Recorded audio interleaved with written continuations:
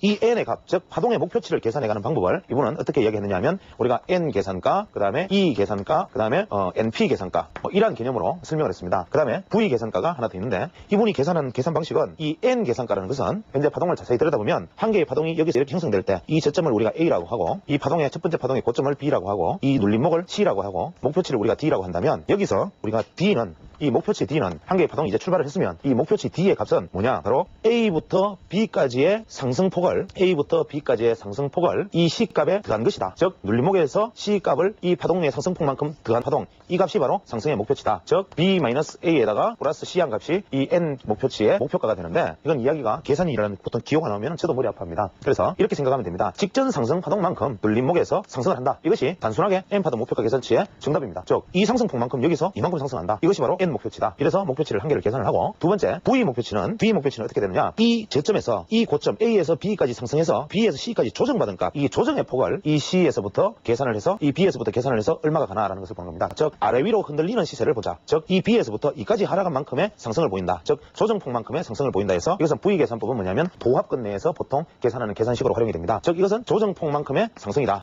마지막에 이 계산법은 현재 이 상승폭만큼 이 B 지점에서 상승폭을 잡으니까 이것은 최대 상승폭이 되겠고 이 눌림목 저점에서 이만큼의 상승이 아닌 이 B의 고점에서 다시 파동이 상승되는 겁니다. 이것을 우리가 E 계산법이라 그래서 이 계산법은 우리가 A에서 B까지 상승한 것, 즉 B-A 플러스 B, 이것이 우리가 이 계산법이 되는데 마지막으로 이제 NP 계산법이라는 것은 우리가 저점에서 출발을 해서 1차 상승 이후에 눌림목이 되는 지점과의 요 차이, 요것을 이 C에서 우리가 B에서 반영하는 것, 요것을 우리가 NP 계산법이라고 합니다. 그래서 이런 어떤 계산법의 차이들을 왜 이렇게 잡다하게 나열을 했는가 하면 이 분은 일목균형표를 가져오시는 이 계산법이라는 것이 엘리어트식으로 파동론에서 결국 뭐 예를 들어 32.8%, 뭐 50%, 혹은 뭐 68% 이러한 어떤 정해진 비율들이 실제로 닿아봐야 조정이 되는 것인데 어떤 것이 진짜 조정치는지 알 수가 없다. 즉 이것도 목표치를 잡아서 각 목표치의 계산값을 구한 다음에 이 계산값들의 평균값을 내면 이것이 바로 혹은 이 계산값의 가장 고점과 가장 저점의 차이가 바로 목표치의 흔들림의 진폭이 아니겠는가. 이래서 이분은 항상 중심점, 균형점을 중시했습니다. 그래서 신파동의 최대 목표 지점은 그러면 주가라는 것이 우리가 보통 이렇게 해서 한번 반등하면 최대 목표치라는 것은 그럼 이 지점에서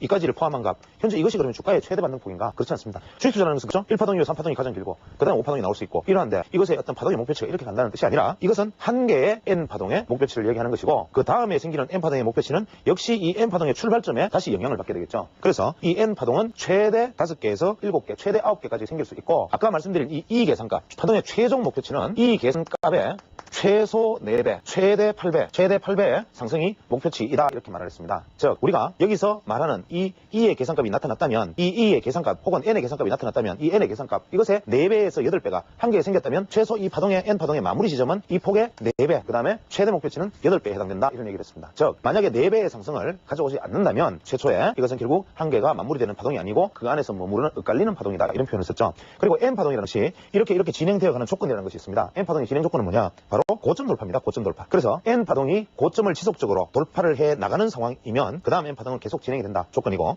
하락 시에도 저점을 갱신해 나가면 N파동은 지속된다. 어떠한 파동이 있다라도. 그래서 이분이 중요하게 생각했던 건 뭐냐면 직전 고점을 경신을 하면 새로운 N파동의 상승이 나타나는 것이고 직전 저점을 경신을 하면 이 반등은 의미 없는 연결파다. 즉 이러한 어떤 예를 들어서 하락의 모습을 한번 생각을 해보겠습니다. N파동이 나타났어. N이라고 생각을 했는데 의외로 이것이 많이 이 고점을 위로 넘어섰다. 그러나 다음에 저점이 이 저점을 깬다면 즉 저점을 현재 이렇게 만들어 놓은 저점을 돌파해서 올라갔다 손 치더라도 혹은 이것이 더 올라가서 고점을 새로이 형성했다 손 치더라도 하락하는 N파동에서는 새로운 저점을 만약에 만든다면 여기에서 만들어졌던 직전 고점 돌파의 파동은 고점 돌파의 의미가 없는 바로 Y파동이다 이 이야기를 하고 있는 겁니다. 좀 어려운 이야기가 되나요? 다시 한번 이 말씀을 드리면 우리가 단순하게 패턴이라는 입장에서 주가를 살펴보면 주식이 이렇게 떨어지는 주식이 있습니다.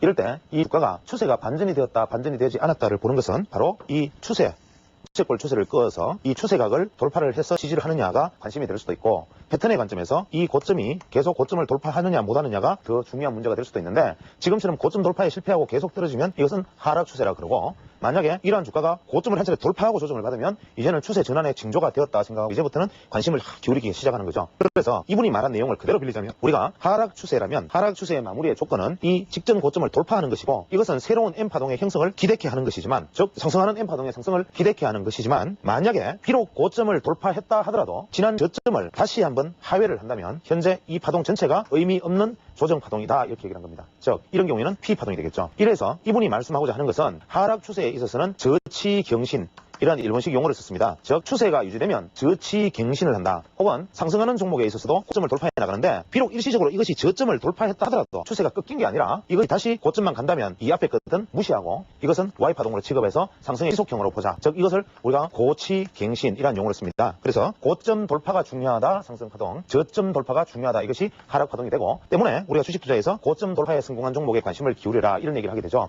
그런데 과연 그럼 고점 돌파를 한 종목에 관심을 기울여라 라고 말하는 것이 모든 경우에 해당이 되는가? 이 기회에 말이